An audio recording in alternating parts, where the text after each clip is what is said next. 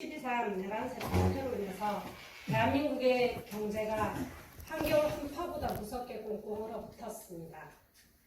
우리는 광장에서 불을 밝히며 투쟁하였고 윤석열을 파면시켰지만 경제는 여전히 풀리지 않고 있습니다.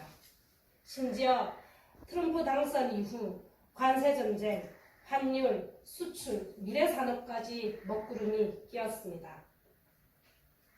서민들의 살림살이에 비상등이 켜지고 중소형세 사업장, 상공인들이 문을 닫고 있습니다.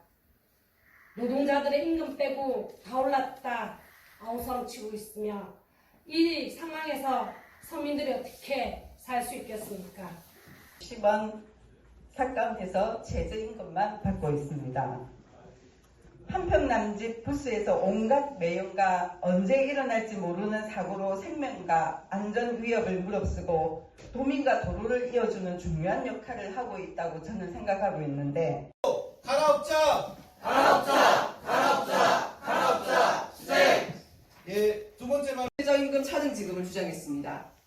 돌봄 노동을 저평가하고 이주가사 노동자를 삭취하는 등의 퇴행 정책으로 여성 노동의 가치를 깎아내리는 데 앞장섰습니다. 그 결과 수많은 여성 노동자들이 더 열악한 조건에서 생존을 위협받았고 불평등을 심화시켰습니다. 우리 여성들은 어디에나 있으나 어디에도 없는 취급을 당합니다. 노동 현장에서 여성들은 수많은 역할을 수행하고 있습니다. 하지만 아시다시피 OECD 국가에서 성별 임금 격차가 부동의 1위인 나라가 우리나라입니다.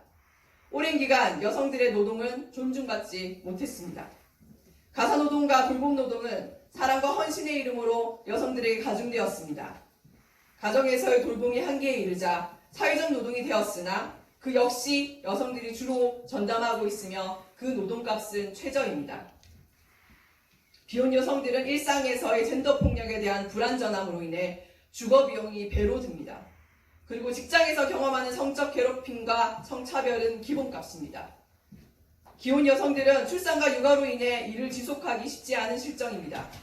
여성들의 N자형 경제활동 주기는 현재 진행형이며 비정규직, 시간제 일자리, 쪼개기 계약 등 안정적이지 못하거나 최저임금에 미치지 못한 일을 하게 됩니다. 노동 현장에 10년 전부터 진행했으나 2025년이 되어서야 최저임금은 드디어 1만 원이 넘었습니다.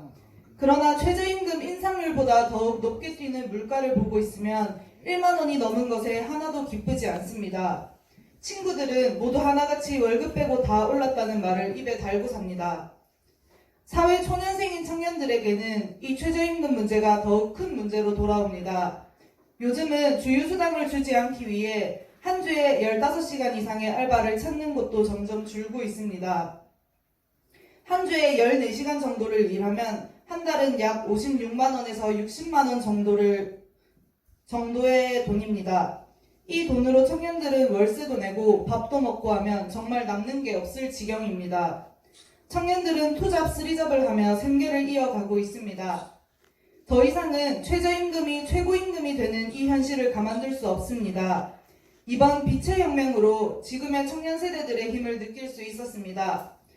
최저임금으로도 빚지지 않고 살 수 있는 나라를 만들라는 광장의 요구를 새롭게 선출될 대통령은 반드시 지켜야 할 것입니다. 2024년 경제 성장률과 물가 상승률 등을 반영하면 2025년 생계비는 250만 원을 훌쩍 넘길 것이란 것을 쉽게 알 수 있다. 그러나 2025년 최저임금은 월급 296만 270원이다. 노동을 해도 적자 인생이다. 바꿔야 한다. 한편 지난 2월 17일 중소벤처기업부가 발표한 소상공인 실태조사 보도 자료에 따르면 소상공인이 체감하는 경영 애로사항은 경쟁 심화 59.1%, 원재료비 41.1%, 상권 세태 36.7%, 보증금 월세 25.6%, 최저임금 14.9% 순으로 나타났다. 최저임금이 소상공인 경영 애로의 주요 사항이 아님을 다시 한번 확인되었다. 이렇게 국민이 어려울 때 필요한 것이 바로 헌법과 법률 그리고 이를 집행하는 국가의 존재다. 최저임금 수준을 생계비를 보장하는 수준으로 현실화하고 최저임금 사각지대에 있는 특수고용 플랫폼 노동자도 최저임금을 적용받을 수 있도록 적용 대상을 확대해야 한다.